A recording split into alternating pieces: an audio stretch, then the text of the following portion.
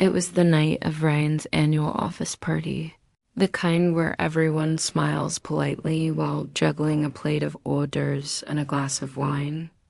I had helped set up some decorations, mostly to make sure Ryan didn't forget anyone's name. He's kind and thoughtful, but details aren't exactly his strong suit.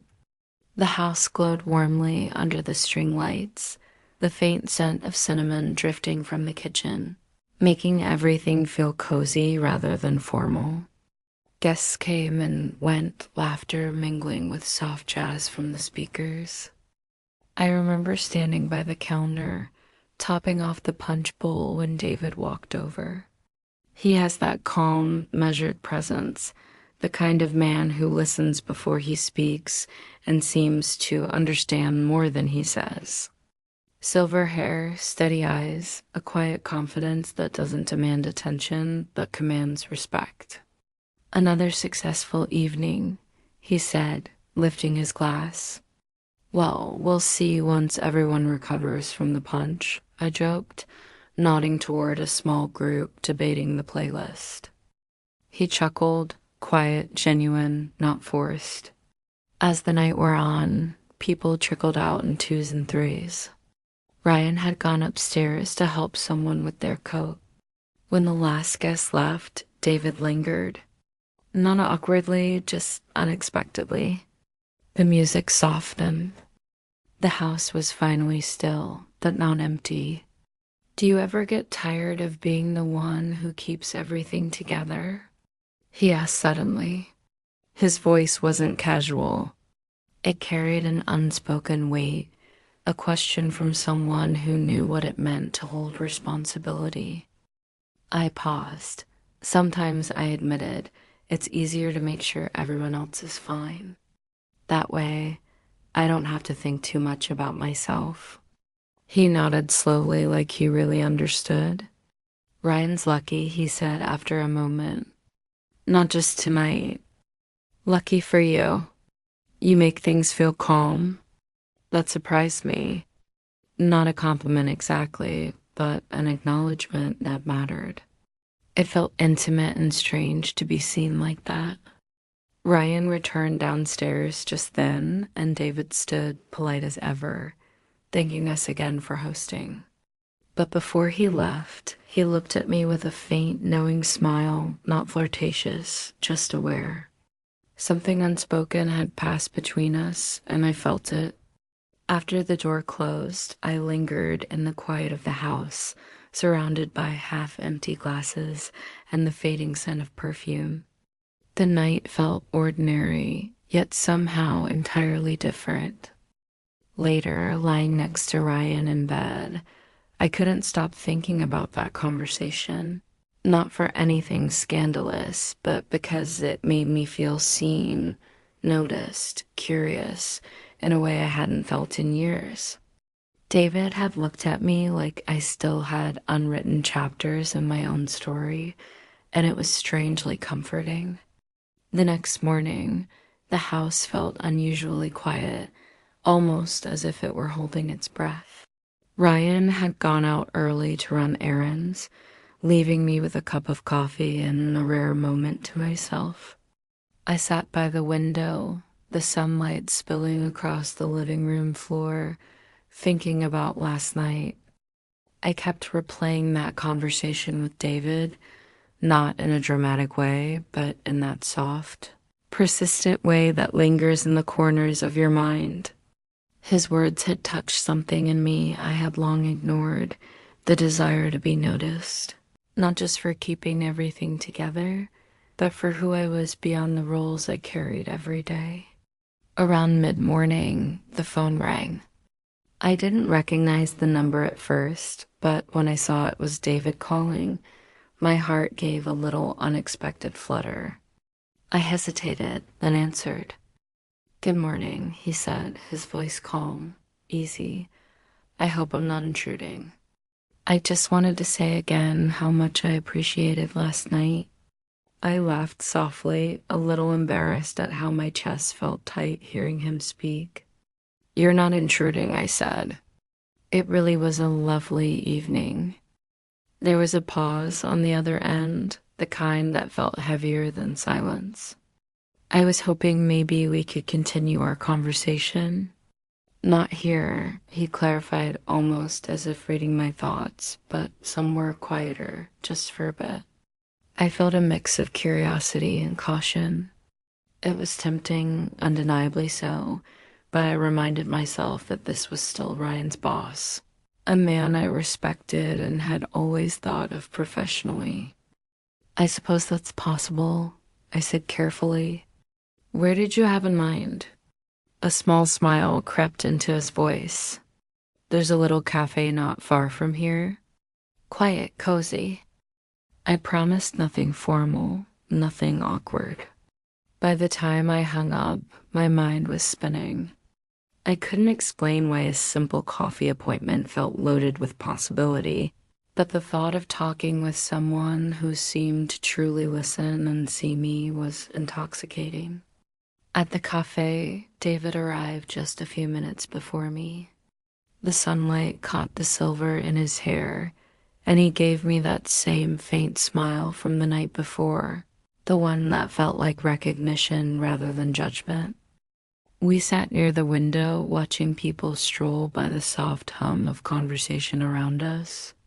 We started talking about ordinary things at first, the neighborhood, the change of seasons, little quirks in daily life.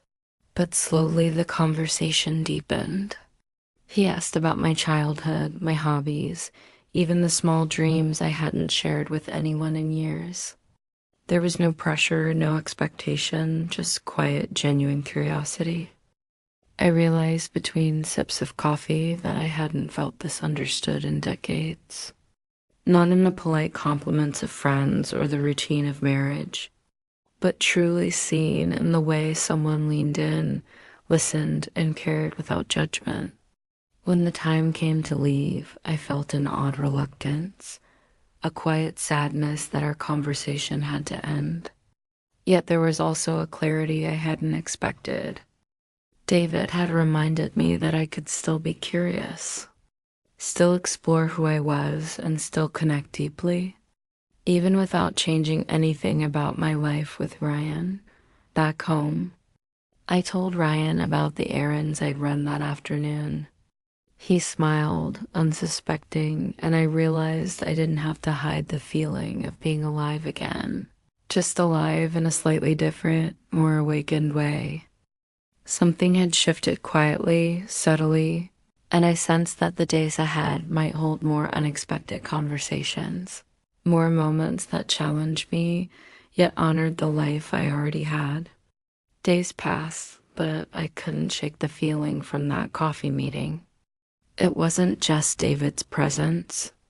It was the way he listened, the way he noticed things about me that even Ryan hadn't acknowledged lately.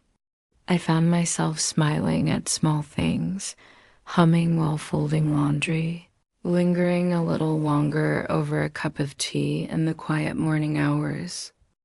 Ryan noticed it too. He asked if something was on my mind, and I brushed it off with a smile, not ready to put words to what I was feeling. Some things I realized were mine alone to understand. Then one evening, Ryan had to work late again. I stayed home tidying up after dinner when there was a knock at the door. My heart skipped. I hadn't expected anyone. When I opened it, David was standing there holding a small bouquet of daisies.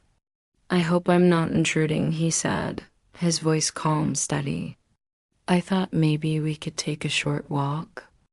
The air is nice, and I promised myself I wouldn't let another day go by without saying hello.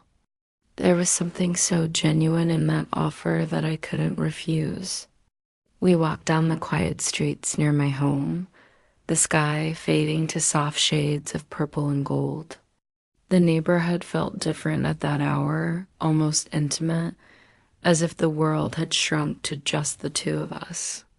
We talked again about ordinary things, the weather, the old trees lining the street, memories of childhood summers. But somewhere between words, the conversation shifted, becoming more personal, more reflective. He asked what I loved most about my life, and I found myself answering honestly. The small overlooked moments, the laughter I shared with Ryan, the simple pleasure of being at home. And yet, he said softly, there's something in your eyes that wants more. Not more of life itself, but more of noticing life for yourself, not just for others. His words lingered with me as we walked. There was no pressure, no rush, just quiet understanding. I realized that for the first time in years, I wasn't thinking about what I owed anyone. I was thinking about who I was, what I felt, and what I wanted to explore. By the time we returned to the house, the streetlights cast a soft glow on the pavement. David thanked me and left, leaving me standing at the door with an unexpected sense of clarity. I understood something crucial. My marriage with Ryan was still precious and full of love, but I could also embrace parts of myself that had lain dormant for too long. Later that night, lying beside Ryan, I felt a gentle awakening inside me. It wasn't about betrayal or secret desires. It was about being fully present with my own heart, about discovering that I could hold love and curiosity at the same time. I realized that life could hold both stability and surprise, that meaningful connections could happen in the quietest, most unexpected ways. And I understood that this discovery, this gentle awakening moment, was mine alone to cherish without ever compromising the love I shared with Ryan. The weeks that followed felt different, though nothing in our daily life had truly changed. Ryan continued his routines, still kind, still loving, still the center of my world. Yet somewhere beneath it all, I carried the quiet awareness David had awakened in me, a sense of self that I had almost forgotten. One evening, Ryan came home earlier than usual. The house smelled like the dinner I'd prepared, soft jazz playing in the background. He hugged me, tired but smiling, and for a moment I felt the warmth of everything familiar, everything steady. Later, I found myself sitting on the porch with a cup of tea, watching the sunset. The sky was a brilliant mix of oranges and pinks, the kind of light that made the world feel suspended for a moment. That's when I realized how much I'd grown in just a few weeks.